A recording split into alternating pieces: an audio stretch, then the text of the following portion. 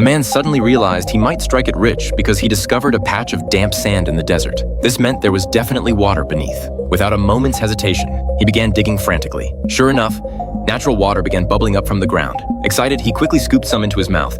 Seeing the water still gushing from the pit, he instantly conceived a brilliant plan to get rich.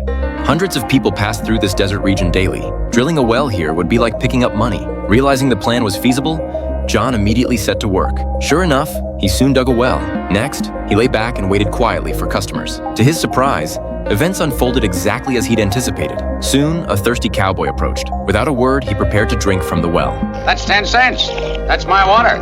My land. When told he'd have to pay for water, the cowboy naturally refused. He then turned to leave, strutting off. Little did he know this action instantly enraged John. With one shot, the cowboy met his maker. Yet seeing the motionless body on the ground, John felt no fear. Instead, he grabbed his shovel and dug a hole nearby, figuring burying the body would cover his tracks. But just then, another figure approached.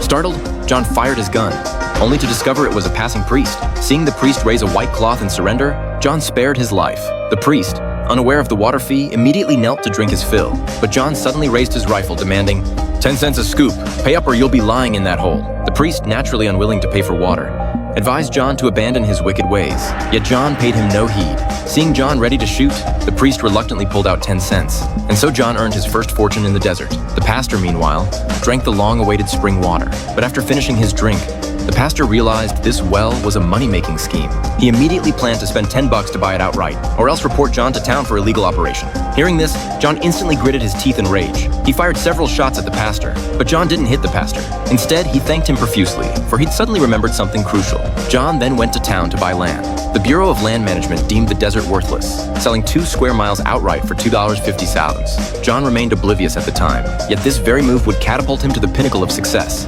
After securing the land deed, John went to the bank for a loan. He needed capital to launch his venture. The bank manager dismissed John's desert development plan as madness, arguing the barren wasteland could never yield profit.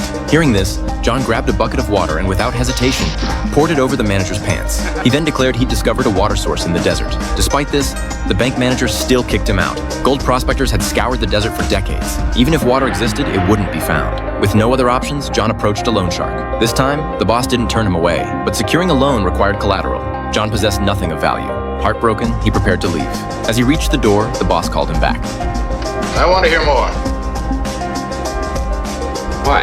Why not? I always thought you, bankers, stole for the rich. I didn't know you'd talk to shirt-tail trash like me. We don't steal. Well, lend, borrow, invest, mortgage, and repossess. What the hell else do you call it?